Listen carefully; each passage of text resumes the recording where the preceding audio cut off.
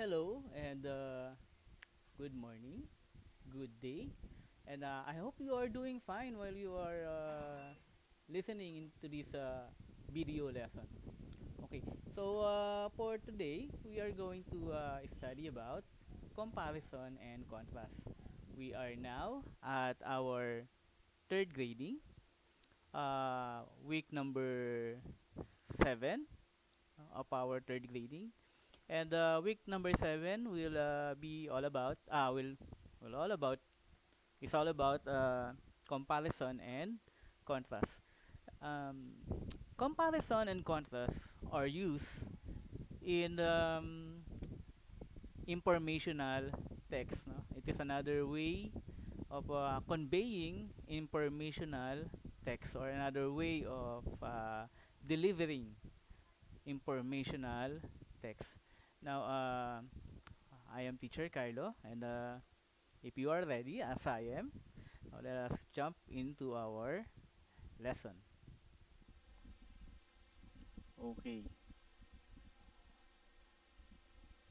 so informational text. And we are dealing with informational text. Okay,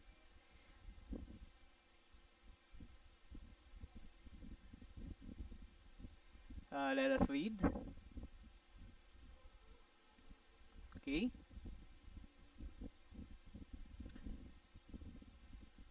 informative texts are presented in different forms.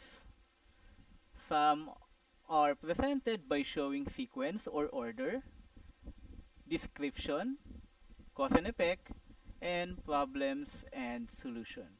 Right? And let us examine it or focus on it one by one. Okay? So informative text, we are talking about informative text here.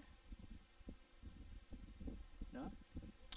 Are presented in different forms, and some of the forms are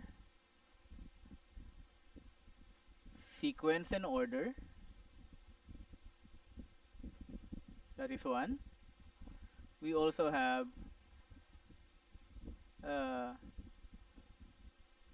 description.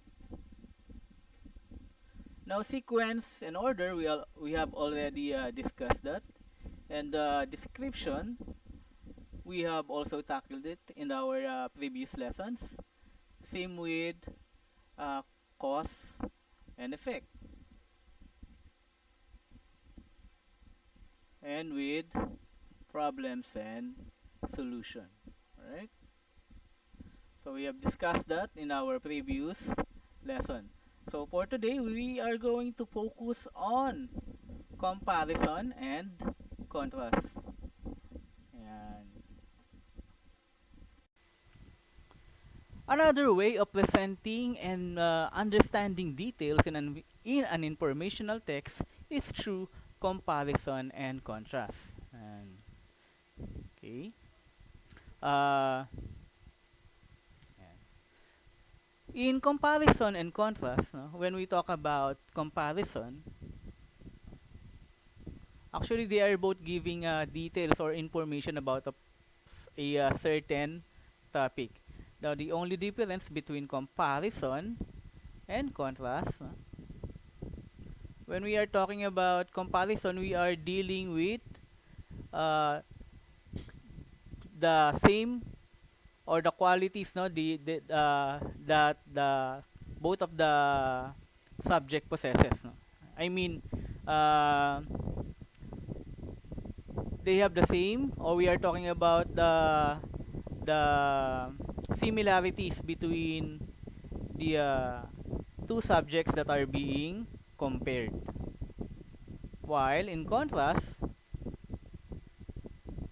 we are dealing with the yung ano no opposite of similar, which is the different things between or the differences between the two subjects. Say for example, we are dealing about car, or we are dealing about car, no?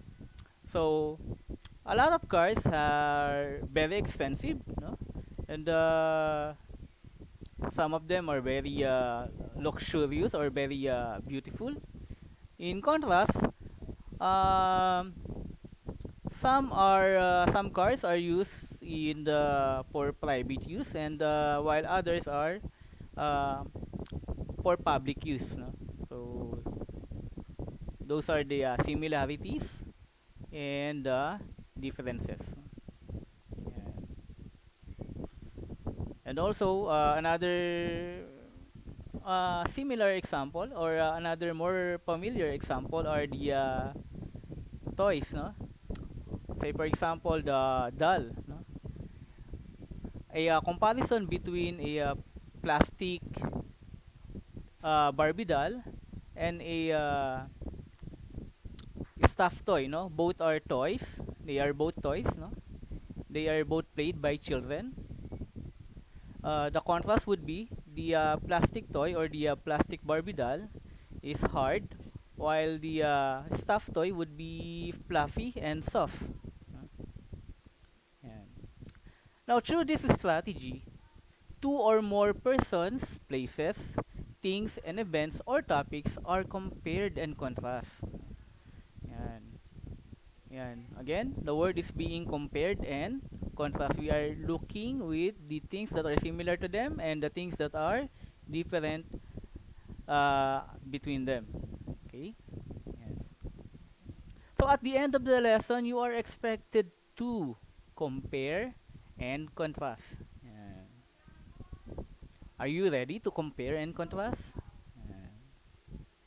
Now let us move on with our lesson. Here I have a video presentation. Let's see.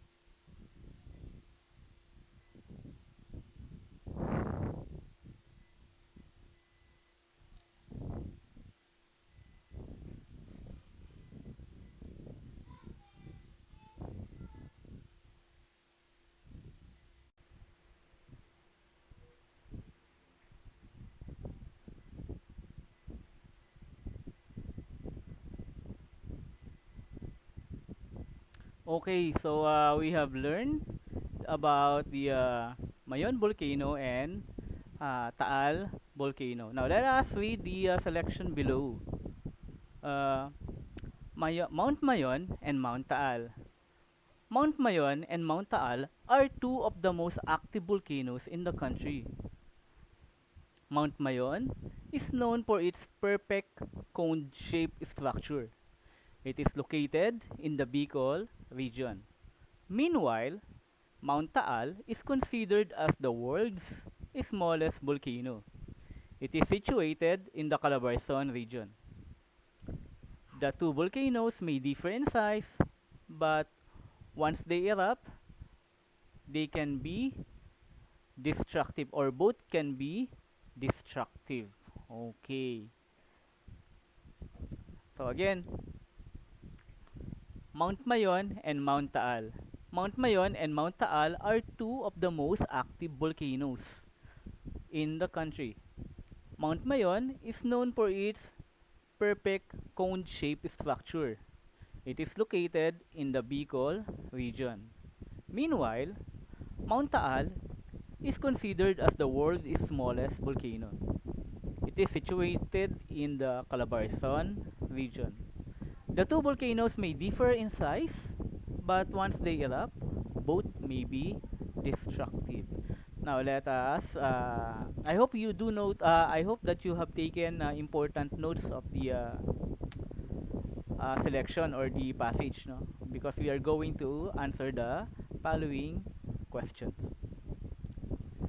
Number one, how did the author present the information about the two volcanoes? Okay, now let us go back with the selection. Okay, now at first, the author discussed the qualities of Mount Mayon and Mount Taal. No? The author said that uh, Mount Mayon and Mount Taal are two of the most active volcanoes. So, both Mount Mayon and Mount Taal have something in common. No? They are both active volcanoes. Mount Mayon is known for its perfect cone shape, while Mount Taal is considered as the world's smallest volcano. Now we have here two different information, no? Uh, but they are both talking about the shape or size of the Mount Mayon, or the two volcanoes. No? Mount Mayon having the perfect shape, while uh, Mount Taal is considered as the world's smallest volcano. So there is a difference between the shape of Mount Mayon and Mount Taal. No? At first, they were both compared as being active volcanoes, and now they have a contrasting qualities, because Mayon is known for a perfect cone shape, while Taal is known as the world's smallest volcano. Another information here, uh, Mount Mayon is located in Bicol, while Mount Taal is situated, no, is situated in the Calabarzon region. Ayan. Kuha tayo ng ating panuro. Ayan. So, uh, again, this is a contrasting information. Mayon is from Bicol, while Taal is located in Calabarzon. Now, the two volcanoes may differ in size, as we have mentioned in the previous statement, but once they erupt, they can be both destructive. Again, we are making comparison, no, as both can be destructive, or they have the same qualities. No?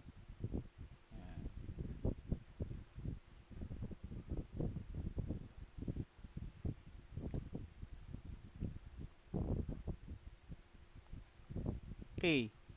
Mount Mayon and Mount Taal are compared and contrast. Yan. So, we have answered the question earlier, no, on how did the author present the information. No? The author presented the information by making comparison and contrast in the given selection.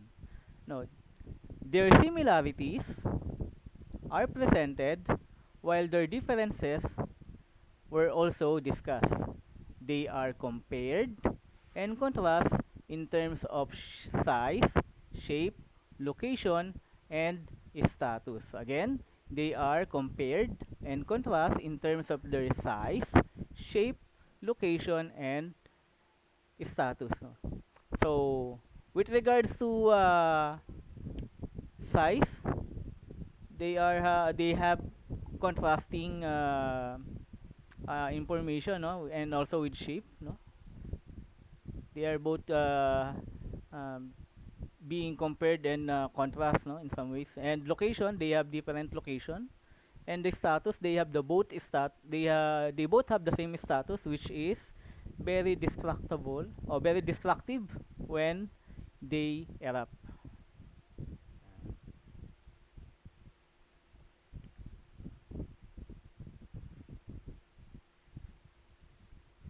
Now, learning task number 1, read the statements below. Again, you are going to read the statement below. You may also listen to them by asking your parents or guardian to read them for you. In this case, I'll be the one who will be reading the selection for you. Then identify the topics or items being compared and contrast. Now write the letters of your answer in your notebook. So now let us move with the selection.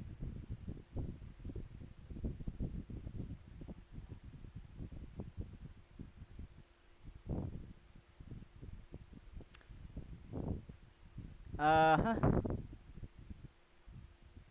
So, the capital of Antipolo, the capital of Rizal is Antipolo, while the capital of Quezon is Lucena. Again, the capital of Rizal is Antipolo, while the capital of Quezon is Lucena. Now, what are being compared and contrast? No? Is it A, Rizal and Quezon, B, Rizal and Antipolo, or letter C, Quezon and Lucena? Now, what are being compared or contrast in this number? The capital of Rizal is Antipolo, while the capital of Quezon is Lucena. Are we talking about Rizal and Quezon, Rizal and Antipolo, or Quezon and Lucena?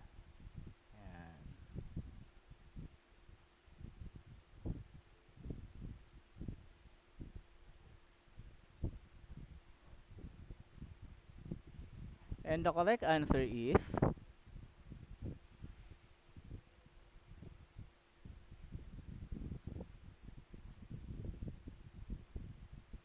Rizal and Quezon. Now, number 2, eagles can fly. Wait.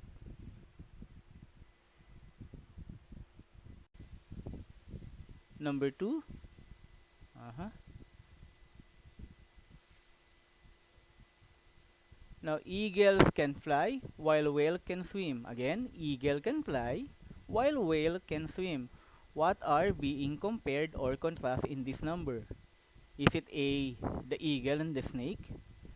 Is it letter B, the whale and the snake? Or is it letter C, the eagle and the whale? Again, eagle can fly while the whale can swim. What are being compared and contrast? No? Is it A, eagle and a snake? Letter B, whale and snake, or letter C, eagle and whale? So the correct answer would be eagle and whale. Alright.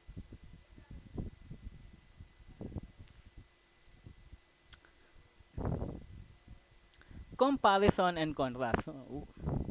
Again, this is the full information or the full explanation about comparison and contrast. One of the ways in presenting information is through comparing and contrasting. In contrasting, One examines the similarities of two or more persons, places, things, events, and or topic. On the other hand, in contrasting, we are showing the difference between two or more item. Yan.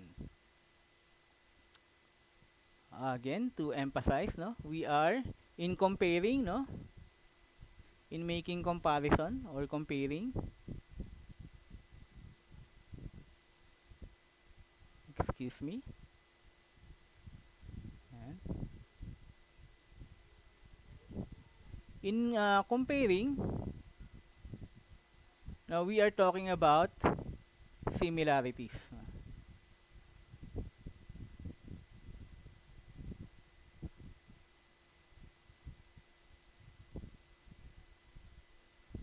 Yan. In comparing, we are talking about similarities. While in contrasting,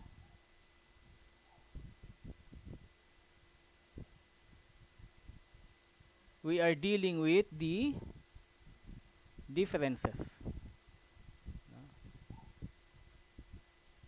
Okay, again, in comparing, we are examining the similarities, or we are talking about the similarities between two persons, two places, two things, two events, or two topics. On the other hand, in contrasting, we are showing the differences between the two items. Now, learning task number 2. Now, read the selection below, then answer the questions that follow. Write your letter of the correct answer in your notebook. Now, let us move with the selection.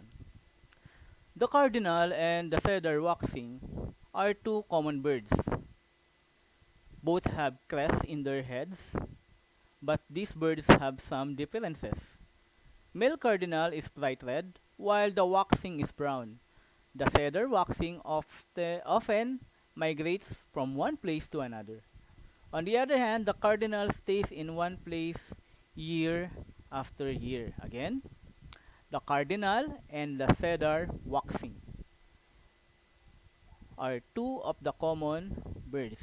Both have crests on their heads, but these birds have differences.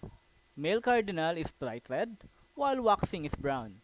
The cedar waxing often migrates from one place to another. On the other hand, the cardinal stays in one place year after year. Now here are the items. For question number 1, what are cardinal and cedar waxing? Is it A, horses, B, birds, or C, snakes? Again, is it A, horses, B, birds, or C, snakes? Number 2, as you can see, the selection is also posted here, all the way up to number 5. Number 2, what do they have on their heads? Is it A, crest, B, pearls, or C, crowns? Number 2, what do they have on their heads? Is it A, crest, B, pearls, or C, crowns? Number 3, based on the selection, how do the two differ in terms of color? Is it A, male cardinal is red while the waxing is brown? Again, based on the selection, how do the two differ in terms of color? Is it letter A, male cardinal is bright red, while waxing is brown? Is it letter B, male cardinal is brown, while waxing is bright red? Is it letter C, male cardinal is bright brown, and while waxing is red? Again, is it A, male cardinal is bright red, while waxing is brown? B, male cardinal is brown, while waxing is bright red? Or letter C, male cardinal is bright brown, while waxing is red? Now for the fourth and final question, how is their length of stay in one place described? Again, how is their length of stay in one place described? Is it letter A, waxing stays in one place year after year, while the cardinal migrates from one place to another? Is it letter B, waxing cardinal both stay, waxing and cardinal both stay in one place year after year? Is it letter C, cardinal stays in one year it stays in one place year after year, while waxing migrates from one place to another? Again, is it letter A? Waxing stays in one place year after year, while the cardinal migrates from one place to another. Is it letter B? Waxing and cardinal both stay in one place year after year. Or is it letter C? Cardinal stays in one place year after year, while waxing migrates from one place to another. And now for our final activity, we have this one. In your notebook, complete the paragraph by selecting your answer from the choices inside the box. Now we have three choices here. We have differences, informative, and similarities. You are going to supply these words into the blanks in the paragraph so that the paragraphs will have the correct idea or meaning. Comparing and contrasting is one of the ways in presenting blank text. In comparing blank between two or more person, places, things, and events or topics are presented. Meanwhile, in contrasting shows the blank between the two or more items. Okay, which of these three words will go to the correct or to their respective blanks? Okay.